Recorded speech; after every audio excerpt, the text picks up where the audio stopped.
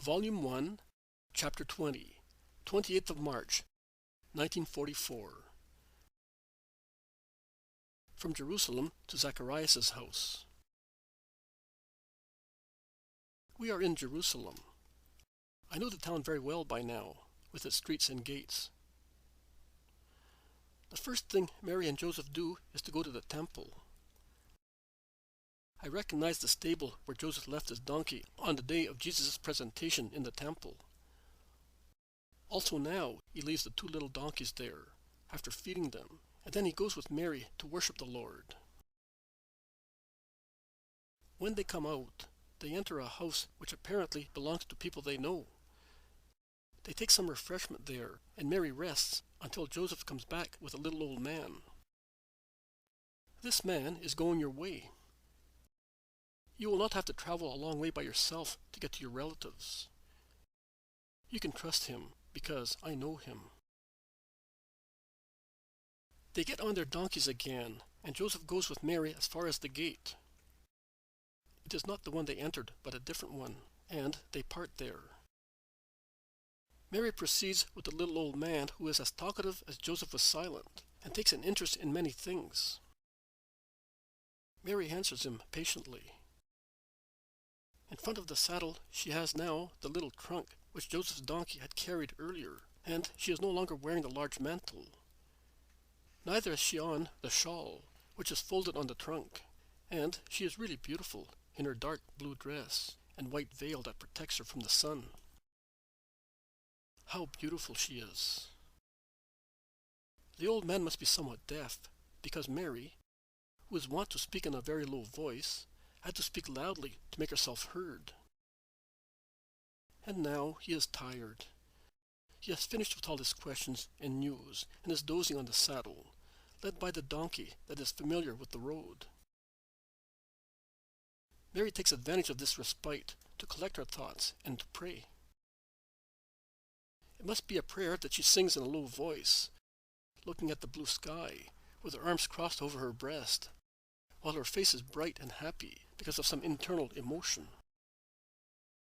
I see nothing else.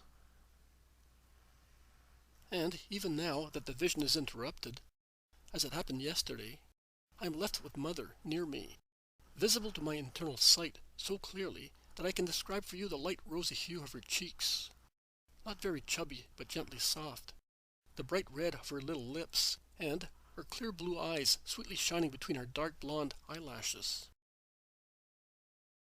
I can tell you how her hair, divided into two on the crown of her head, falls softly with three undulations on each side, as far down as to cover half of her little rosy ears, and then disappears with its pale, shiny gold behind the veil covering her head, because I see her with her mantle over her head, wearing a dress of paradisiac silk and a dark mantle, as thin as a veil, of the same cloth as the dress. I can tell you that her dress is tight round her neck by means of a sheathing, inside which runs a cord, the ends of which form a knot in front of the base of her neck.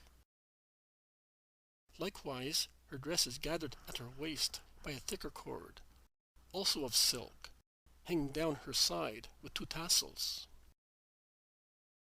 I can even tell you that her dress, tight as it is at her neck and waist, forms 7 round soft folds on her breast, the only ornament of her very modest garment. I can inform you of the chastity emanating from all her aspect, from her so delicate and harmonious forms which make her such an angelical woman. And the more I look at her, the more I suffer, thinking of how much they made her suffer, and I wonder how they could have had no mercy on her, so meek and kind, so delicate also in her physical appearance. I look at her, and I can hear once again all the shouting on Calvary, also against her, all the mockery and insults, all the maledictions shouted against her because she was the mother of the convict. Now I see her beautiful and tranquil, but her present countenance does not cancel the memory of her tragical face during those hours of agony, or that of her desolate face in the house in Jerusalem, after Jesus' death. And I would like to be able to caress and kiss her cheek, so delicately rosy and soft, to remove with my kiss that remembrance of grievous tears, as she certainly remembers as I do. You cannot believe how much peace it gives me to have her near me. I think that to die seeing her must be as sweet and even sweeter than the sweetest hour of one's lifetime. During the time that I did not see her thus, all for myself, her absence was a great sorrow to me, just like the absence of a mother. I now feel once again the ineffable joy which was my companion in December and early January. And I am happy, notwithstanding that the sight of the torture of the passion casts a veil of grief on all my happiness. It is difficult to explain and make you understand what I feel and what has been happening since February the 11th, when, in the evening, I saw Jesus suffer in his passion. That sight has changed me completely. Whether I die now or in 100 years' time, that vision will always be the same in intensity and consequences. Previously, I used to think of the sorrows of Christ. Now I live them, because one word or a glance at an image is enough to make me suffer all over again what I suffered that evening and be horrified at those tortures. And I grieve over his desolate sufferings, and even if nothing reminds me of them, their remembrance tears my heart. Mary is beginning to speak, and I become silent. Mary says, "I will not speak much, because you are very tired, my poor daughter. I only wish to draw your attention and the attention of readers to the constant habit of Joseph and mine of giving priority to prayer. Tiredness, haste, worries, occupations never hindered our prayers. On the contrary, they helped it.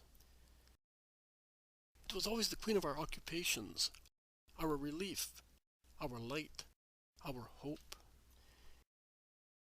If in sad moments it was a consolation, in happy ones it was a song. But it was always the constant friend of our souls. It detached us from the earth, from our exile, and it raised us up towards heaven, our fatherland.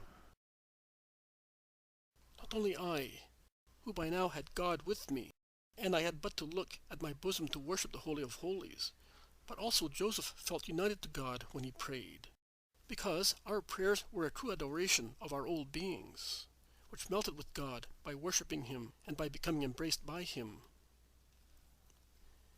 And please note that not even I, although I had the eternal God in me, not even I felt exempted from respectful homage to the temple. The deepest holiness does not exempt anyone from feeling a mere nothing with regard to God, and from converting such nothingness into an endless hosanna to God's glory, since he allows us to do so. Are you weak, poor, faulty? Invoke the holiness of the Lord. Holy, holy, holy. Invoke the blessed Holy One to assist you in your misery. He will come and instill his holiness into you. Are you holy and rich in merits in the eyes of God? Invoke the holiness of the Lord just the same. It is infinite, and it will increase yours. The angels, who are superior to the weaknesses of mankind, do not cease singing their sanctus, not even for an instant, and their supernatural beauty increases with each invocation of the holiness of our God. Imitate the angels. Never divest yourselves of the protection of prayer, which blunts the weapons of Satan, the malice of the world, the incentives of the flesh and mental pride.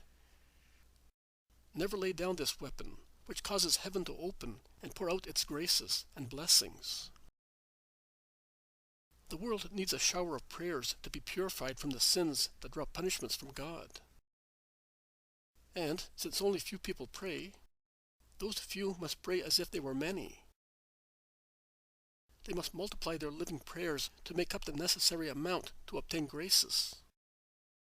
Prayers are living when they are flavored with true love and sacrifice.